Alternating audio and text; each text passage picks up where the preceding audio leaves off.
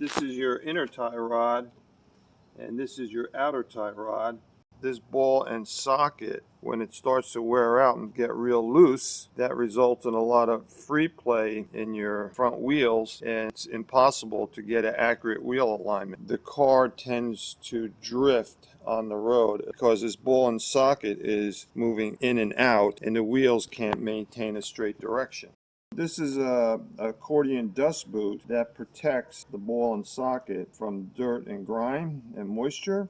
The outer tie rod is screwed on to your inner tie rod here, and when you're doing an alignment, you turn the inner tie rod in or out against the outer tie rod to make adjustments to your front wheel so your wheel's facing forward. So today we'll be replacing the inner and outer tie rod, and afterwards, instead of bringing it to an alignment shop, I have these specialty tools over here where you could do your own wheel alignment.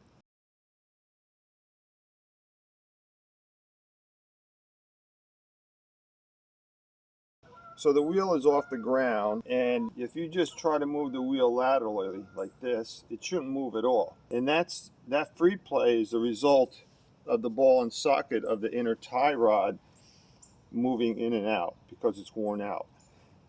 And on the left side we have the same problem. It's actually even worse.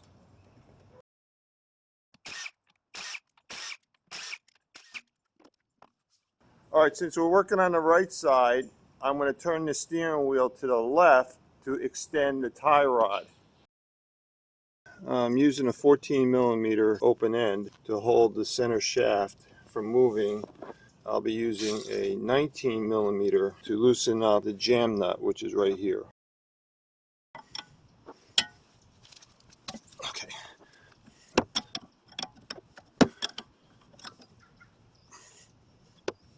Okay, the jam nut's loose.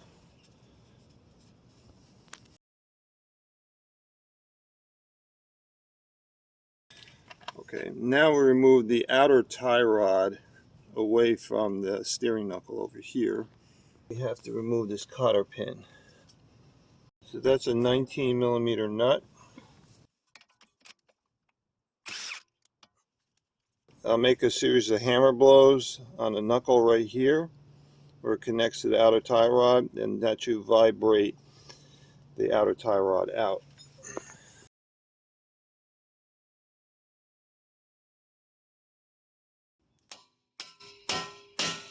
There.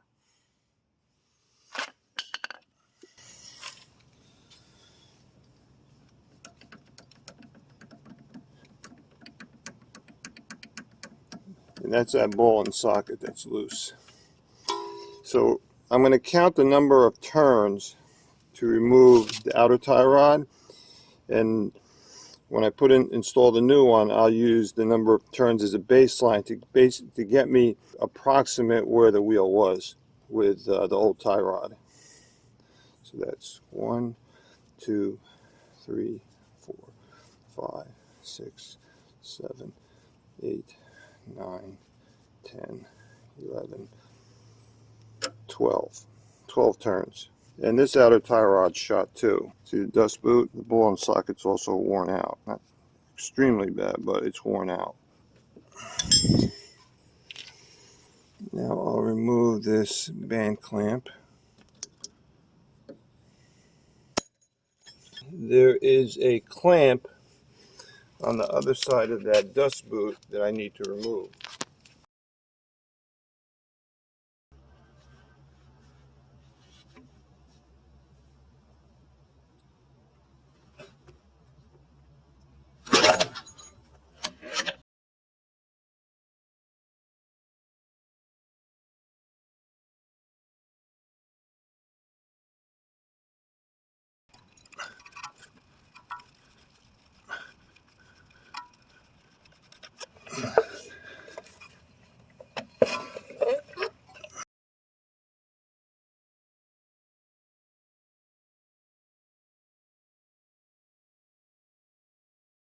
You've got this washer right over here that is a large diameter.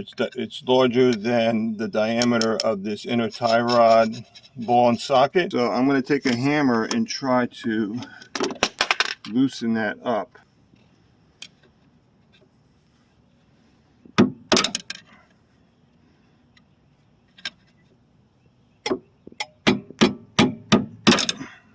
There. It's a soft metal. Now I got to go on the other side and do the same thing.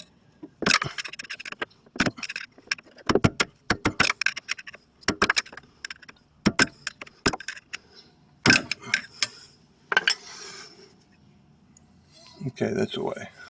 This is my tie rod end removal tool. Get the appropriate size adapter that fits over the end of the inner tie rod right here.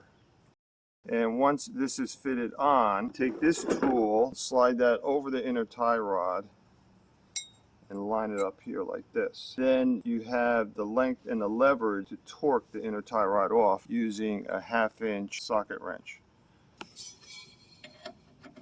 There, see that?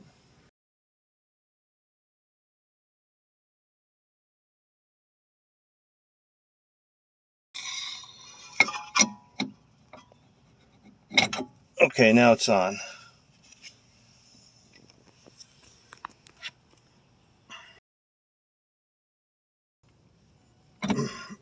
Okay, here we go.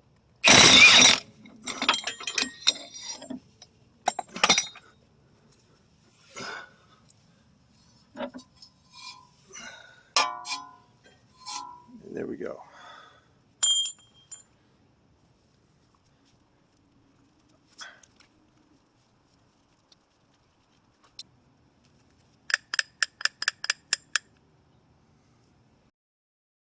We have slots over here for the tabs on the washer. So they got that goes like this.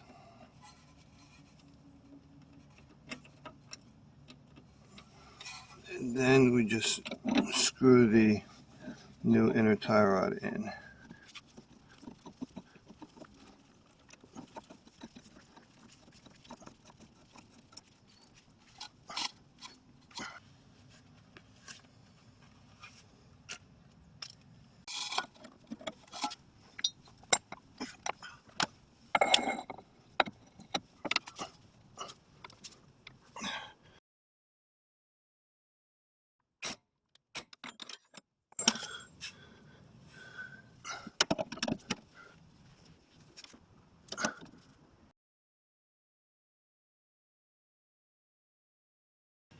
Now the other side.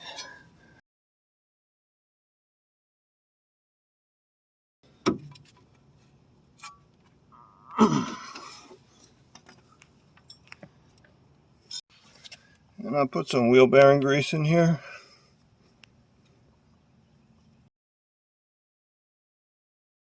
Okay, now we're ready for the dust boot. Okay, we're putting on a hose clamp as a replacement for the non-reusable bank clamp that I took off.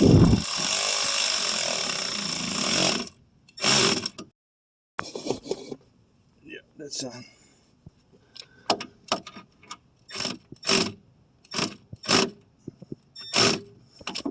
Alright, now I'm going to pull the boot over here.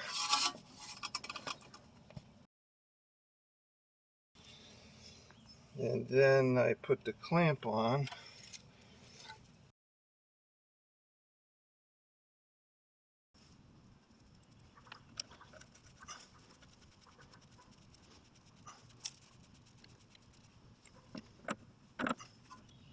Okay, 1, 2, 3, 4, 5, 6, 7, 8, 9, 10,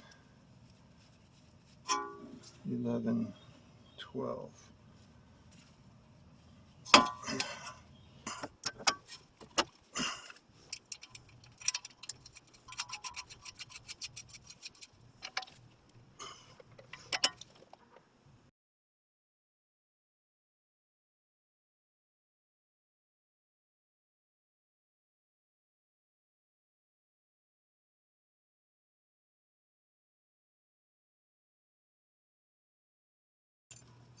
See, no movement. Here's all the free play. This is on the left side, and look at this. There's no resistance in this ball and socket. It's really loose.